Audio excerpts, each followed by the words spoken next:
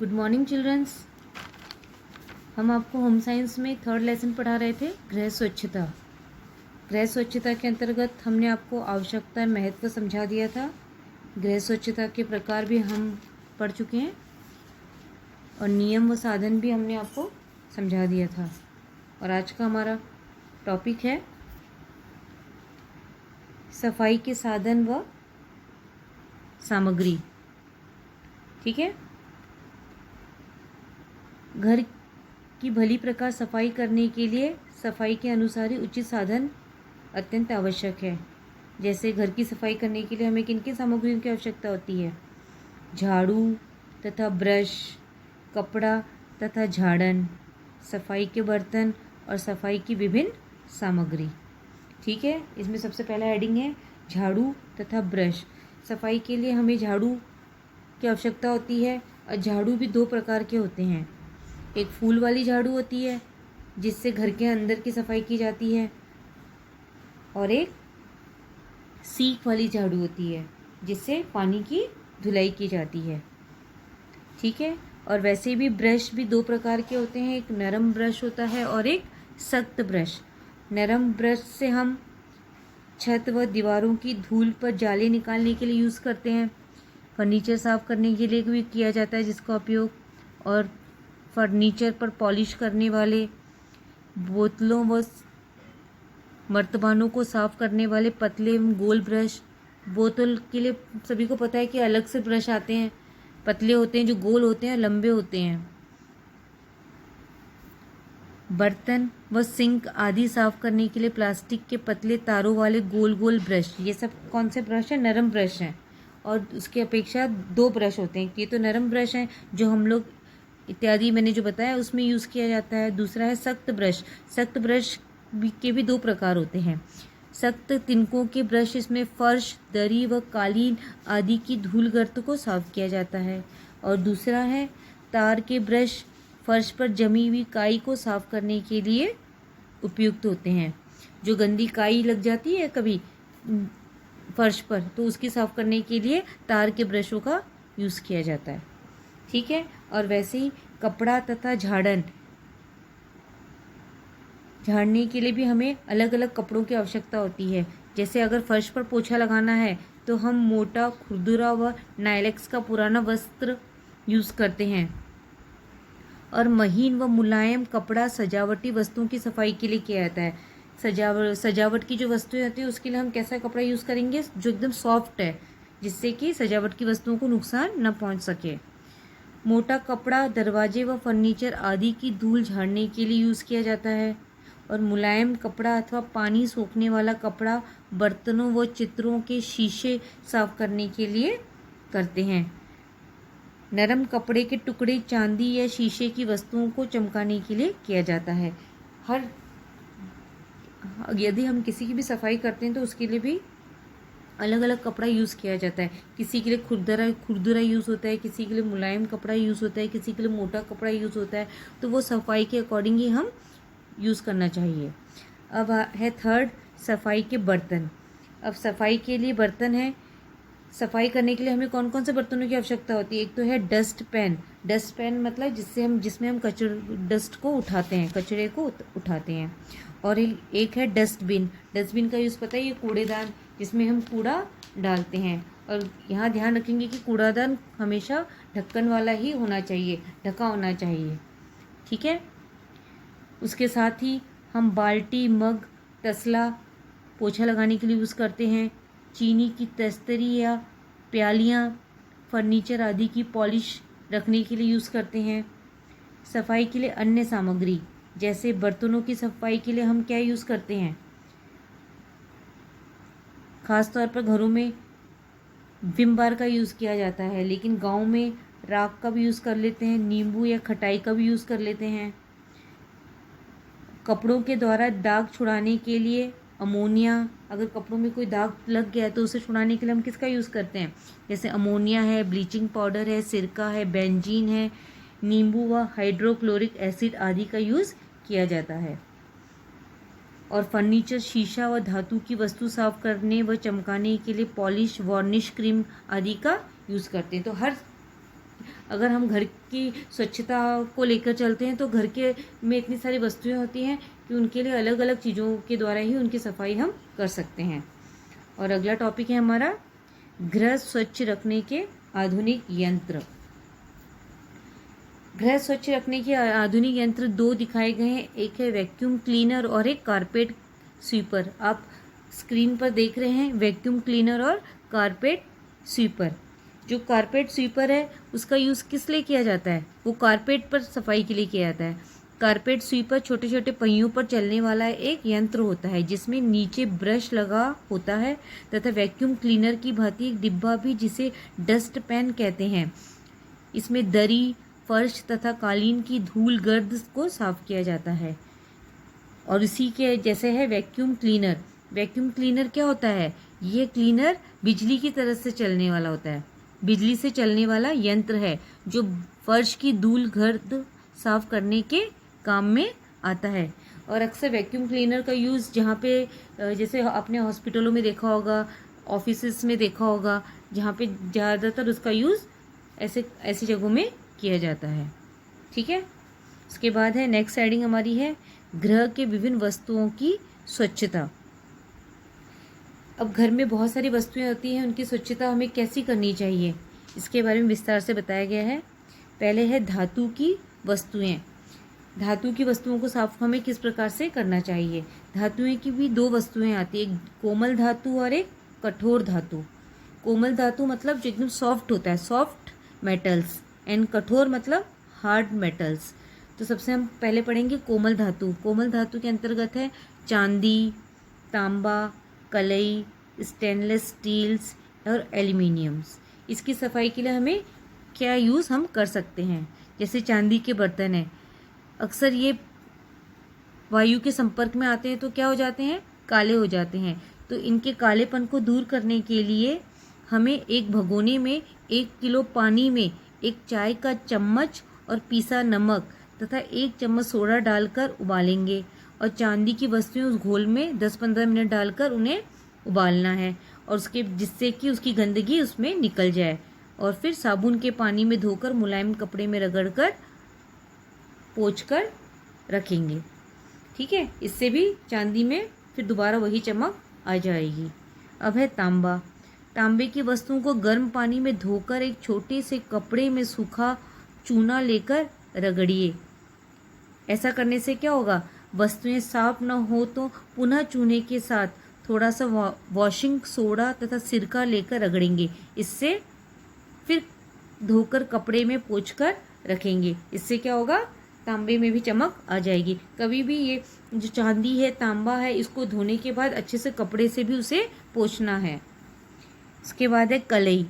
कलईदार वस्तुओं की तलछट की सफ़ेदी को कपड़े से लगाकर सूखा रगड़िए, फिर धोकर पोंछ डालेंगे।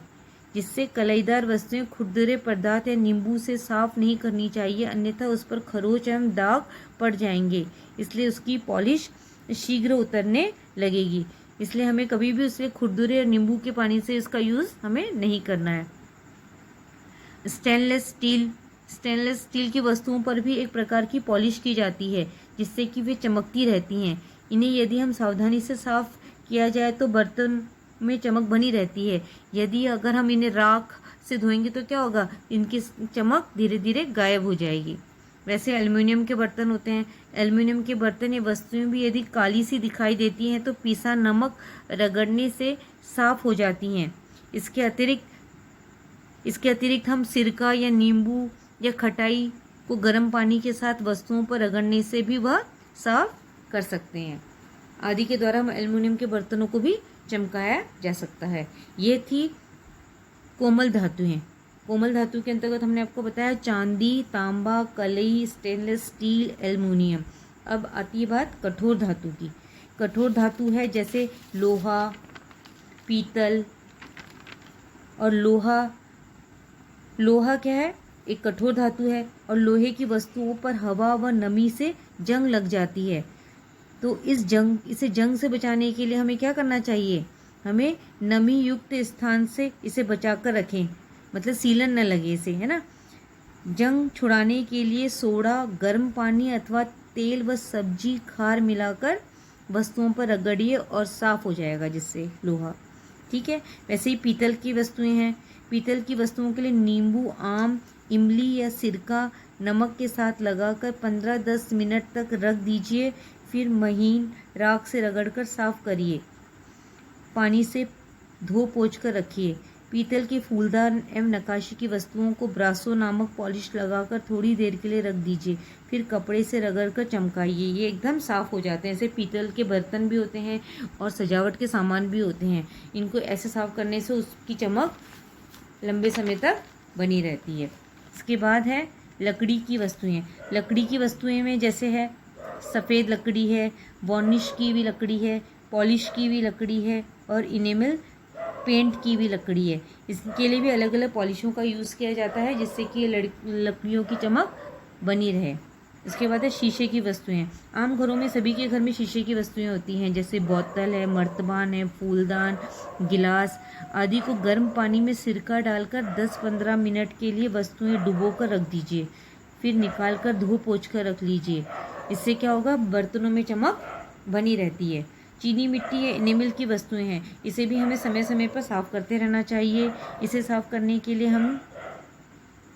लिए हम राख, मिट्टी या किसी खुरदुरी वस्तु से कदापि साफ न करें, क्योंकि चीनी मिट्टी के बर्तन इससे खराब हो जाएंगे, अन्यथा इसकी पॉलिश उतर जाएगी। साधारण रूप से विम साबुन एवं गर्म पानी से साफ करना चाहिए।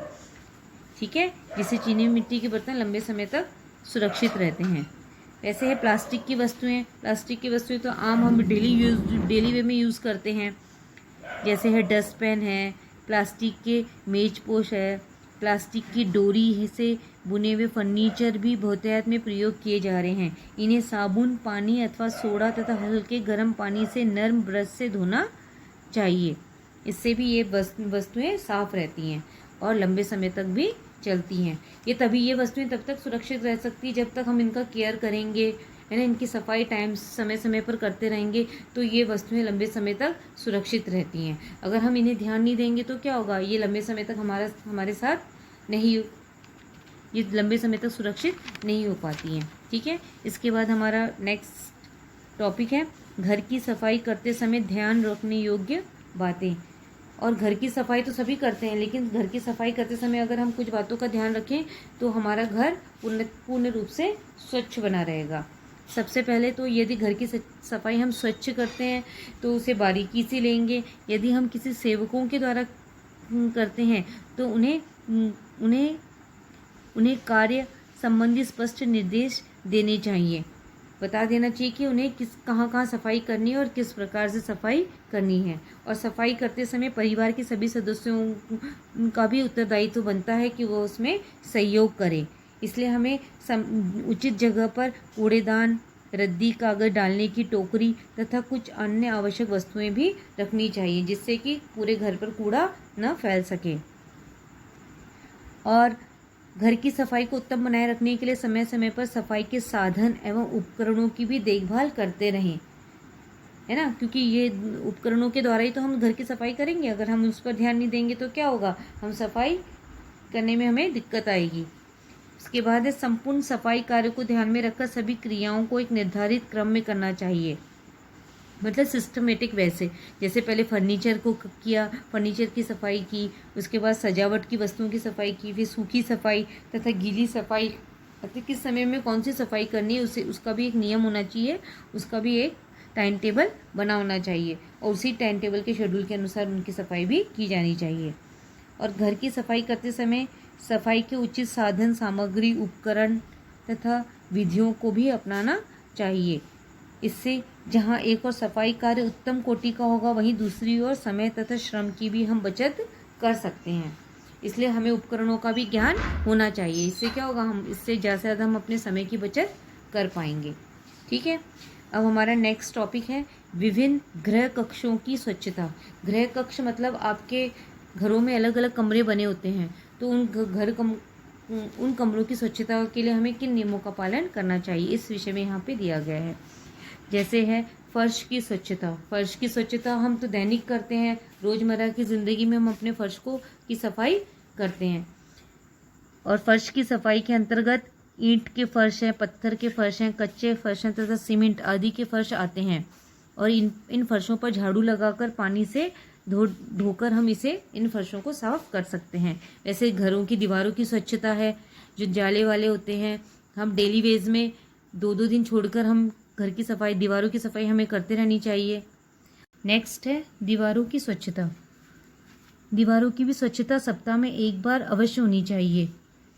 इसके लिए हमें ब्रश से दीवारों को झाड़ना तथा जाले आदि को हटाना चाहिए और वर्ष में 1 बार टूट फूट की मरम्मत भी कराकर सफ़ेदी कराना आवश्यक होता है, जिससे दीवारें भी सही लंबे समय तक सही रहती हैं। उसके बाद है छत की स्वच्छता। समय समय पर छत की स्वच्छता पर भी ध्यान दिया जाना चाहिए। अगर नहीं ध्यान देंगे तो धूल एवं मिट्टी की परत जम जाएगी, जिससे अनेक प्रकार के कीटाणु उत्पन्न हो सकते हैं। इसीलिए 2-2 दिन के अंतराल में हमें छत की स्वच्छता पर भी विशेष ध्यान देना चाहिए। उसके बाद है अलमारियों और दराजों की सफाई। अलमारी और दराजों की सफाई भी सप्ताह में 2-3 बार हमें करनी चाहिए। इसके लिए हमें अलमारी दराजों के सारे सामानों को निकाल कर वहाँ सफाई कर उसमें न्यूज़पेपर बिछाकर फिर पुनः उन अलमारी में वो सामानों को व्यवस्थित रूप से रखना चाहिए। और नेक्स्ट है तस्वीरों की स्वच्छता। तस्वीरों में भी बहुत सारी धूल जम जाती है और इस समय समय पर हमें उन धूलों को भी झाड़ पोंछ कर साफ रखना चाहिए, क्योंकि तस्वीरों से ही हमारी घर की शोभा बढ़ती है। इसीलिए इन तस्वीरों की सफाई समय समय पर होनी चाहिए। फिर है फर्नीचर की स्वच्छता। फर्नीचर पर पड़ी धूल को झाड़कर पोंछना चाहिए, जिससे फर्नीचर चमकदार फर्नीचर की जो चमक है वो लंबे समय तक बनी रह सके। और बिजली के सामानों की स्वच्छता पर भी हमें ध्यान देना चाहिए। वैसे ही दरवाजे व खिड़कियों की स्वच्छता, इनका भी समय समय पर हमें सफाई करनी चाहिए। और उसी के आगे है दरी व कालीन की स्वच्छता। दरी और कालीन को सख्त ब्रश से झाड़ना चाहिए। अभी हमने बताया था ना कि 2-2 ब्रश होते हैं, तो दरी और कालीन के लिए हमें किस ब्रश की आवश्यकता होती है? सख्त ब्रश की। और वैसे ही घर के अंदर के स्थानों की स्वच्छता जो हम प्रतिदिन करते हैं, और कहा भी गया है कि जहाँ स्वच्छता होती है वहाँ पे लक्ष्मी निवास करती है, इसलिए हमें अपने घर को प्रतिदिन स्वच्छ रखना है। आगे है सफाई की कुछ सामग्री तैयार करना। सफाई के लिए कुछ सामग्री तो वैसे मार्केट में मिलती है, लेकिन उनमें से कुछ सामग्री ऐसी है जिसे हम घर में भी आसानी से तैयार कर सकते हैं और उपयोग में ला सकते हैं। जैसे धातुओं के लिए पॉलिश है, चांदी व स्टील के बर्तनों के लिए पाउडर है, फर्श चमकाने के लिए पाउडर है, फर्नीचर चमकाने के लिए पॉलिश है। इनके कुछ मटेरियल यहाँ दिए गए हैं जिसे हम घर में आसानी से बना सकते हैं। जैसे फर्श चमकाने के लिए हम 2 भाग साबुन का चूरा, 1 भाग झामक पत्थर का चूरा मिलाकर जो पाउडर बनता है उससे फर्श खूब चमक उठता है, और ये चीज़ हम आसानी से अपने घर में यूज़ में ला सकते हैं। इसी प्रकार हमें अपने घर को स्वच्छ रखने पर जो भी मैंने आपको उपकरण बताए हैं उसकी सहायता से उनका उपयोग करके हम और अधिक सुंदर बना सकते हैं। ठीक है, आज आपका ये लेसन कंप्लीट हो गया है और इसमें के जो क्वेश्चंस रह गए लॉन्ग, शॉर्ट और दीर्घ मैंने आप लोगों को दिए हैं, वो होमवर्क में आप लोगों को करने हैं। और 25 से आप लोगों के ऑनलाइन टेस्ट भी स्टार्ट हो रहे हैं, तो सभी बच्चों को टेस्ट देना कंपलसरी है, और इसलिए आज आप लोग अभी से प्रिपरेशन स्टार्ट कर दीजिए। ठीक है, और जो भी मैंने आपको होमवर्क दिया है वो आपकी कॉपी में नोट होना चाहिए। ठीक।